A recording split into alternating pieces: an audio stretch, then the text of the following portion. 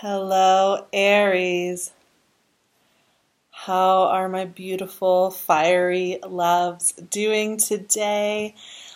Welcome to 2020. Oh my gosh, I can't even say 2020. What a wild thing.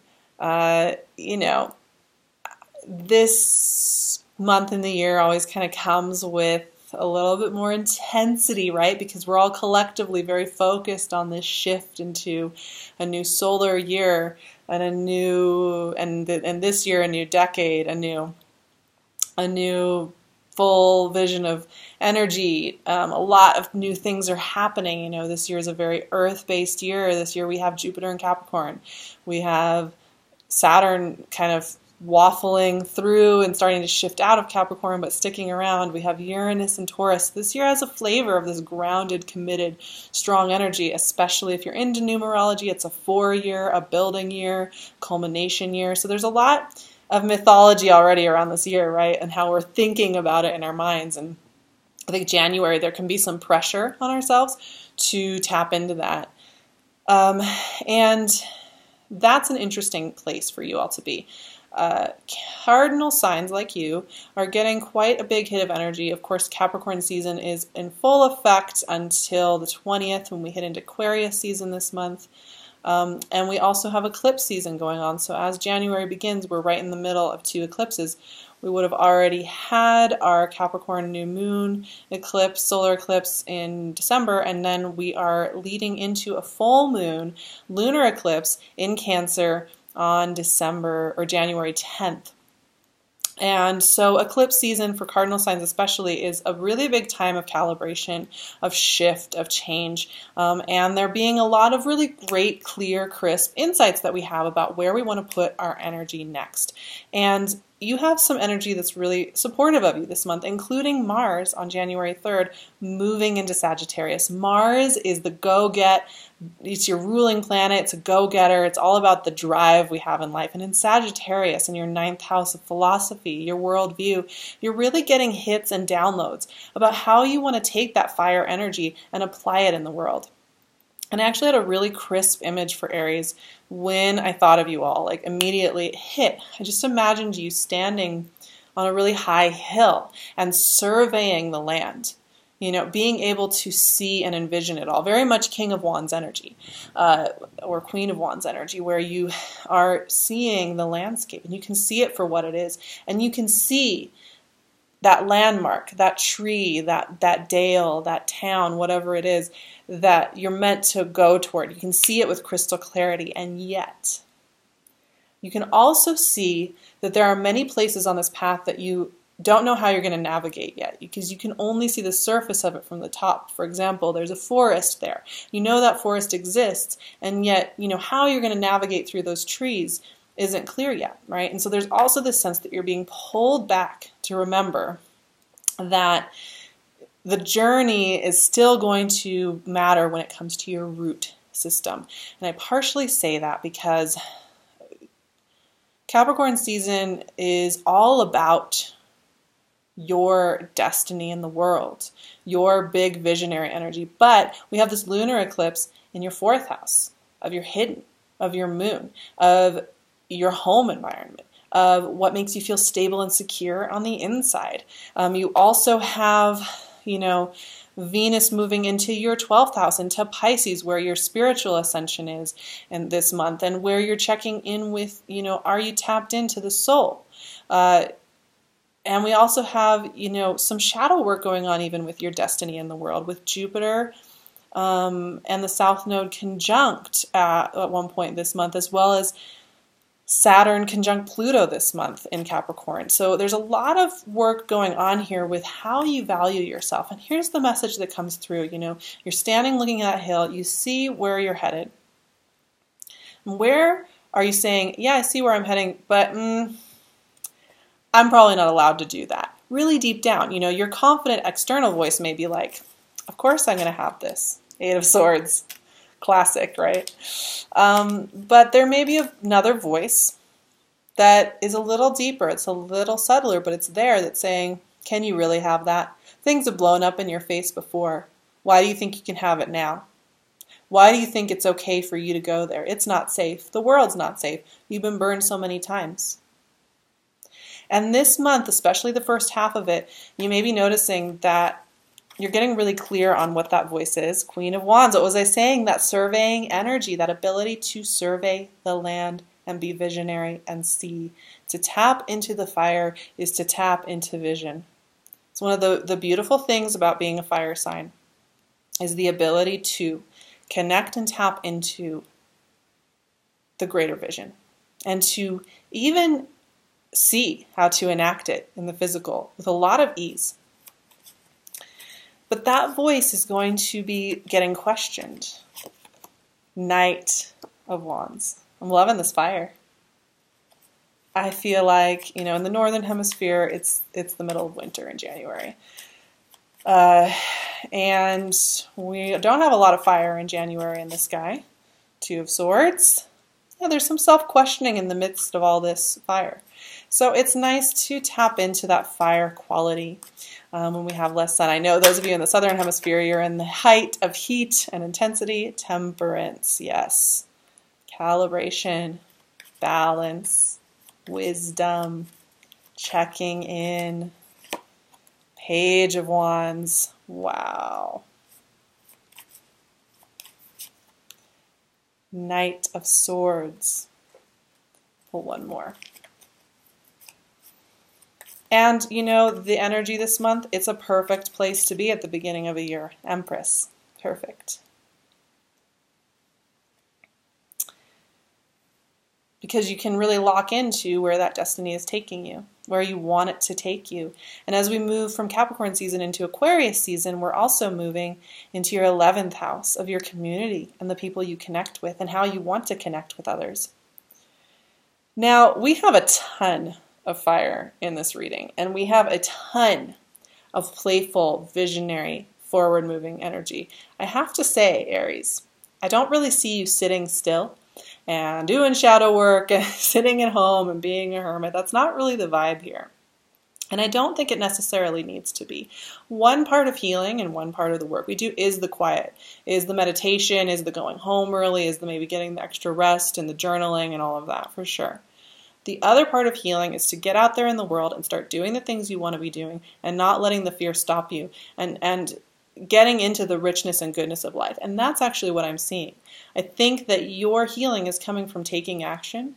Your healing is coming from getting in there and loving and trying and creating and doing. And yeah, you may run into some interesting dynamics, or you may run into those shadow parts of yourself that say, am I allowed to have this? Is it okay for me to have this?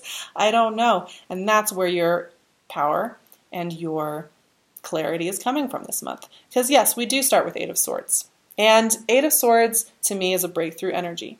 If you're able to sit here in the discomfort of whatever it is these thoughts are that are running around and holding you, you are free. You have freedom on your side.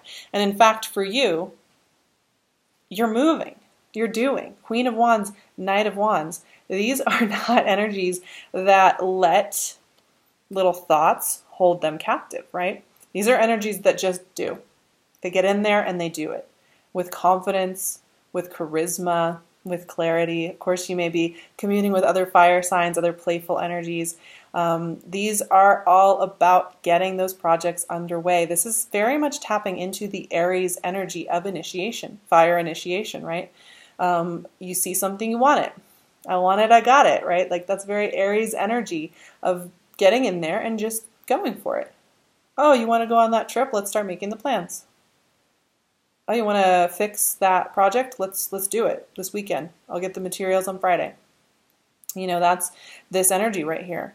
The one thing I will say, though, Queen of Wands especially, is she's very observant as well. So she observes, she sees where she wants to put her energy, and then she puts it on those specific things that are working. So one thing, too, is discernment here.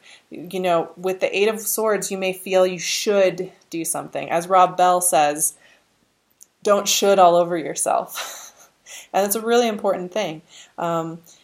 Parsing out the difference between what feels like a joyful, fun adventure and what feels like something you're supposed to do is really important to you this month, because you could spend a lot of energy moving around using all this fire and feeling a little lackluster. In fact, that discernment about where you want to put your energy is coming back as a theme here with Two of Swords. So Two of Swords sometimes manifests as being forced to sit still or not getting the answers or the results you want right away and being like, why isn't anything moving? But the mechanism that's going on behind that is don't move on things unless you really know that this is what you want. Don't move on things just because you feel like you're supposed to. You're supposed to be this role. You're supposed to be this person. You're supposed to be here, there, wherever. The Two of Swords is going to hold you still to really look at it. She is in front of a body of water and a moon, right? That tells us here that yes, Swords is an analytical suit, but where do we get our real information from? Not from all the thoughts that we're throwing out in directions, but from the water, from the intuition, from how something makes us feel. And one of the most important things that we can learn here about being in this physical environment is feeling state is more important than the results, is more important than the actions we take. So you are being asked to discern what's joyful, what's playful, what's fun to put all that firepower into, but don't put your firepower into everything. Select. Be very selective. And the wisdom that's coming through right now with this as well, if you start 2020 off with clarity about where you want to put your energy, that was 1 or 2 projects. Prioritizing maybe family, or prioritizing alone time if you're needing it, or prioritizing that creative project. Whatever it is, make sure you focus in. And that's where the Temperance card is really important. Temperance is all about balance and calibration. It's about making sure that we are not just putting all our eggs into one basket and then setting it on fire and saying, why did everything go wrong? Temperance is like, okay, let's step back a second here. Take that fire and put it into the bellows of something, right? That hot air, so that you can melt the ore, so that you can create that beautiful creation, not just setting the whole town on fire, right? That's what Temperance's wisdom is all about, is about that nurturing. And this is fire energy. This is Mars and Sagittarius kind of energy, right? But that doesn't mean that it needs to be about burning everything down.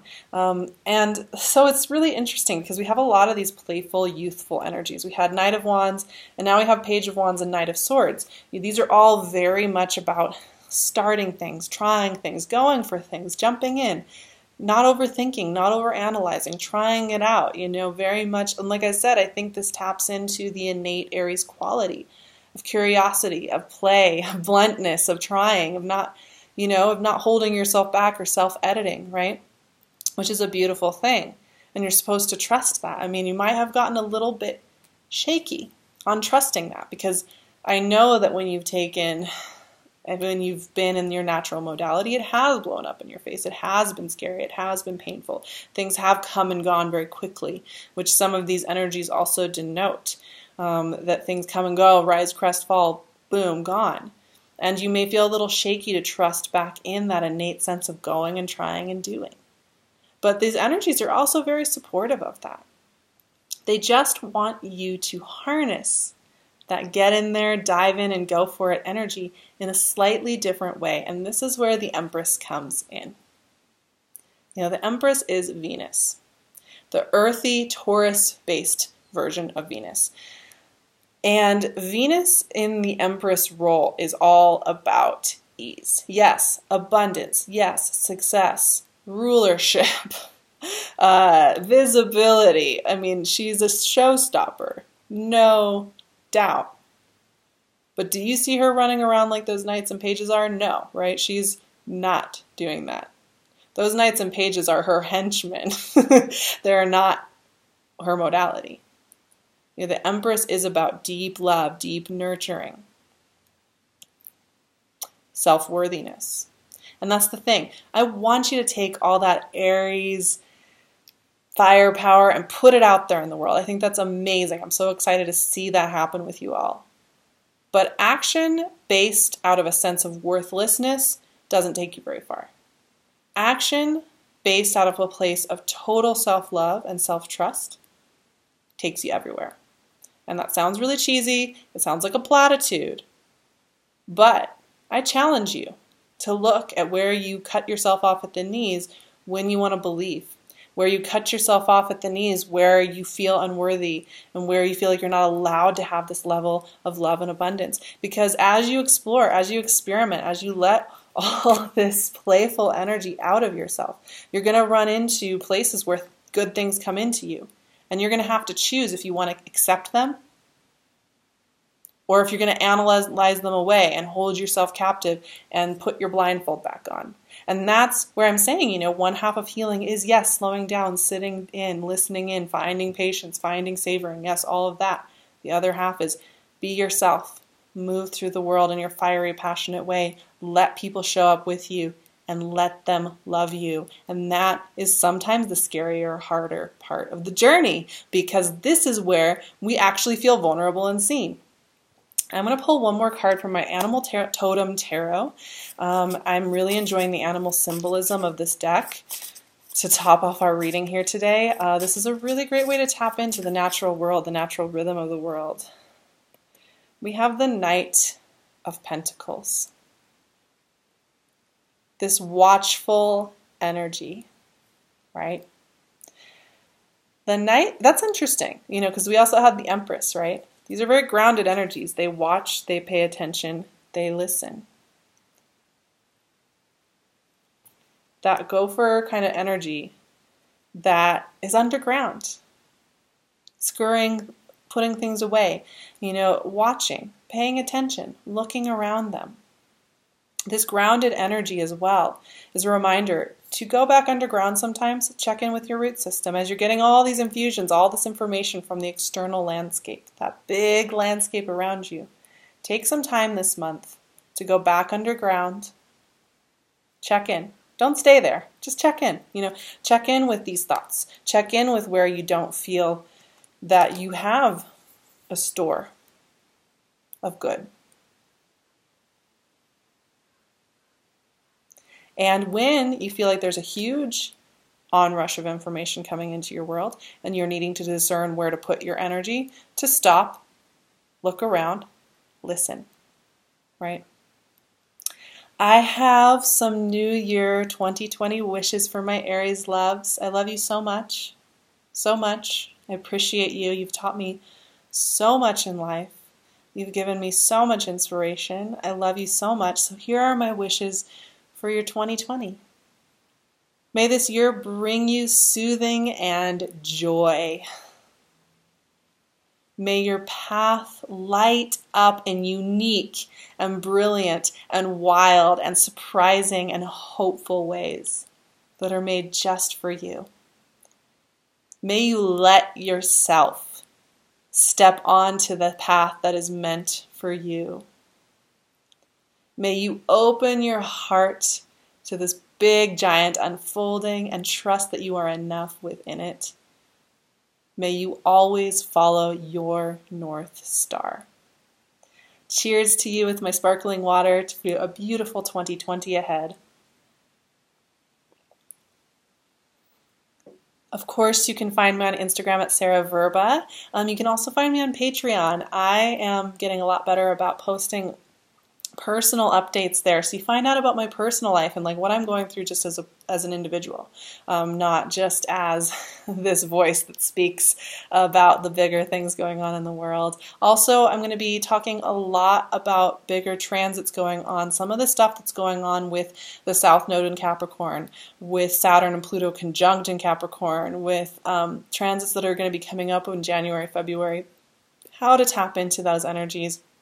Lots of great tools are available over there, and it's a really fun way to connect with me. So I would love it if you join me on Patreon. So meaningful. And of course, you can find PinkLune's gorgeous jewelry on her Etsy shop. This crown she made just for me, but there are so many other beautiful crowns and creations she's been making. Wow, she's just such a visionary.